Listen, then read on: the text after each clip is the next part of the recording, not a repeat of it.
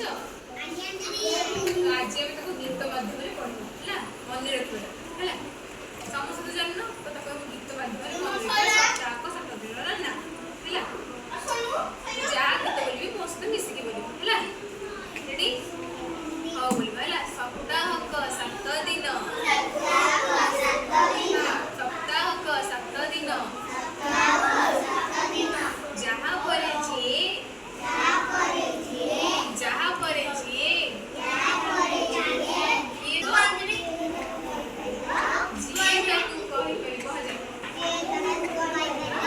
ଶୁଣ ପିଲାଟେ ସିଏ, ଆଉ ଥରେ ବୋଲିବା। କଣ କହିବା? ସପ୍ତାହକ 7 ଦିନ, ଯାହା ପରେ ଯିଏ, ଯିଏ ସବୁ କହିପାରିବ, ଶୁଣ ପିଲାଟି ସିଏ। କହିବା ସପ୍ତାହକ ଦିନ କଣ କଣ ସବୁ ସପ୍ତାହକ ଦିନରେ ଆସେ? ହଉ।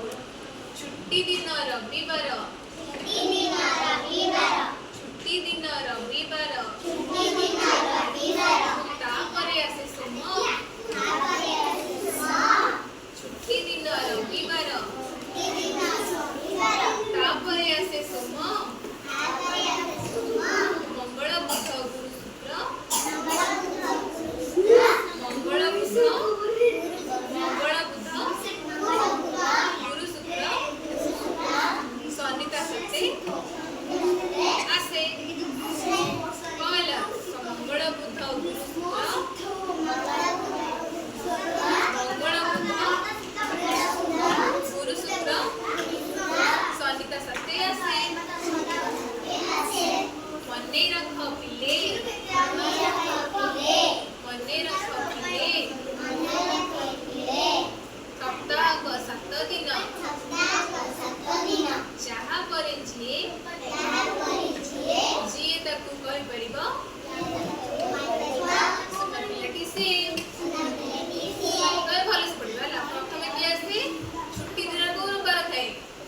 ରବିବାର। ପ୍ରଥମେ କୋଉ ବାର ଆସେ? ରବିବାର। ତାପରେ କିଏ ଆସେ? ସୋମବାର।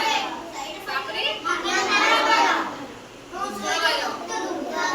ତାପରେ କୋଉ ବାର ଆସେ? ଗୁରୁବାର। ତାପରେ ଲାଷ୍ଟ ଥରେ କିଏ ଆସେ? ଶନିବାର। ଶନିବାର ତୁମେ କେତେବେଳେ ସ୍କୁଲ ସବୁ ଆସ? ନାଇଁ, ସବୁ ସକାଳୁ ସକାଳୁ ଆସନି? ଛୁଟି କେତେବେଳେ? 12ଟା ହେଲା। ତ ମନେ ରଖିବ। ଆଉ ଥରେ କହିବା। କୋଉ ବାର ଆସେ? ରବିବାର, ସୋମବାର, ମଙ୍ଗଳବାର, ବୁଧବାର, ଗୁରୁବାର, ଶୁକ୍ରବାର, ଶନିବାର। କେତୋଟି ବାର ହେଲା? 7ଟି ଦିନ ହେଲା। ସପ୍ତାହ କେତେ ଦିନ? 7 ଦିନ। ମନେ ରଖିବ ସମସ୍ତଙ୍କୁ। ଏବେ ଏମିତି ସବୁ ଗୁଡାକ ଆମେ ଗୀତ ମାଧ୍ୟମରେ ମନେ ରଖିବା ହେଲା।